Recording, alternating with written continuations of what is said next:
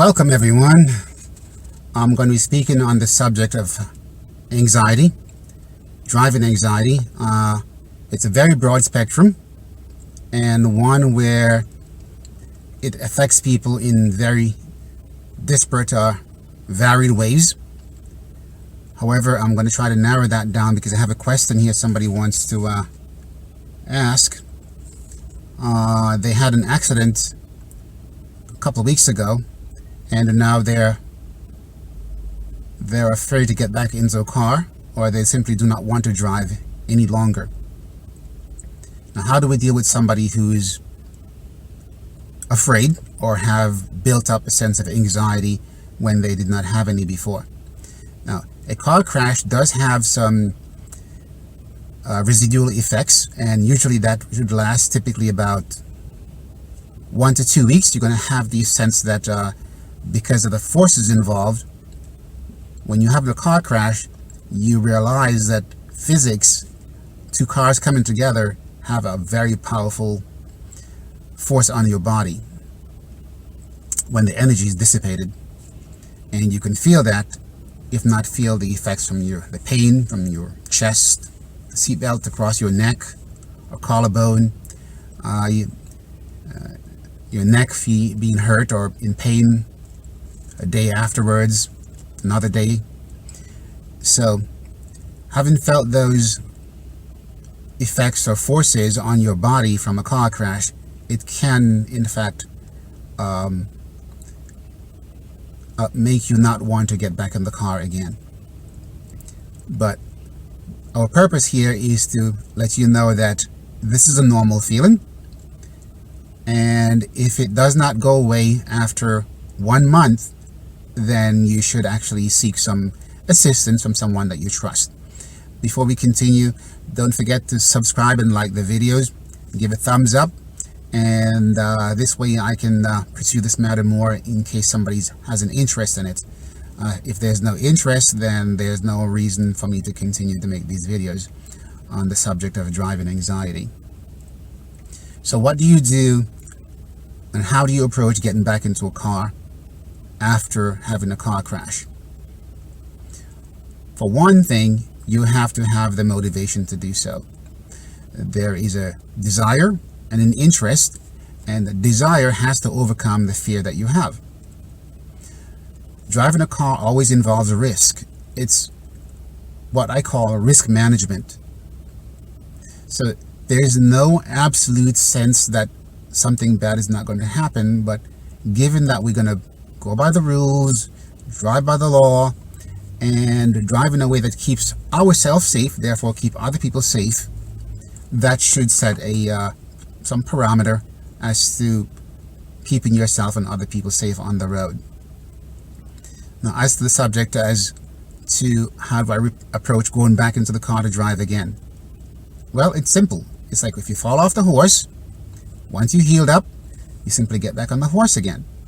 So you get back into the car again, and you go into the car with someone that you know, someone that you trust. They will walk you through step by step, or take your feedback from them as to how you're doing. If you have any questions, not sure about something, if the memory of the event happens to come back to you, it's not unusual that you're approaching an intersection and the accident happened because somebody hit you in the back, or they happened at a stop sign where you stopped, started to go, and the other person started to go as well, and there's a collision. So you may have some trepidation when the event that caused the crash appeared to be what you're approaching or seeing at the moment. So how do you deal with that situation? It's a difficult one because psychology and this anxiety thing is such a difficult topic, because it's not a case where you cannot drive the vehicle. It's a case where you feel as though the control of other people is not under your control. And I mean that you cannot control the other people outside of your vehicle. You can only control what you do. Looks like I'm fogging up the back window here. Let's turn on my air conditioner, because my speech is causing some condensation on my windows. And that should be gone in no time. I hope you cannot see the condensation on my windows, because I'm stopped in the parking lot and giving this lecture about speech, about driving and accidents.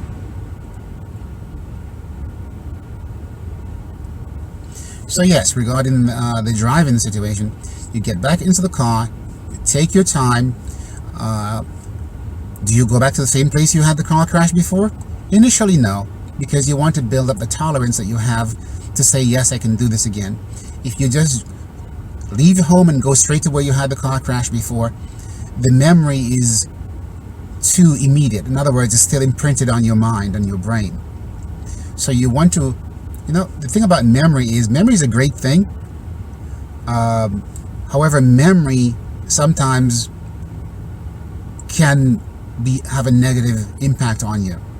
So sometimes people have a car crash and they come back and they say, I don't remember anything that happened. I have no idea. I woke up in the hospital, I don't know what happened. No, that is a good thing, because the body takes care of you by allowing you to forget about those very, very traumatic events. If you memorize those, it didn't go away, you can have nightmares. You may have this, what we're talking about now, and a reluctance to get back in the car again. So memory is not necessarily a selective process. It happens by grafting itself onto your mind because of trauma and or other means. For example, you can choose to memorize something. You can repeatedly do something or think about something again and again, and by doing so, it becomes something that you can't forget about. But for getting into a car crash, we want to forget about that. It's a good thing to forget about it, because if you don't forget about the car crash, after you've made corrections as to what caused it, how you could have prevented it, and if you could not have prevented it, how can you move on from there? That is a beautiful thing that you want to get yourself engaged in.